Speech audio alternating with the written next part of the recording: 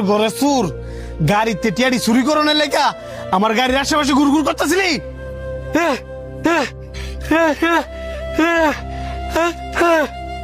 ওমা সুরে দিয়ে আবার মায়ের খাওয়াতে বাসনের লেখা বুবার অভিনয় করে।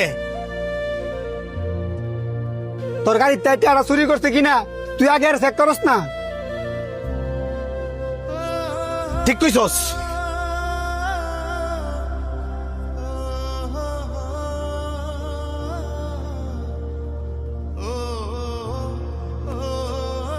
এটা কি কি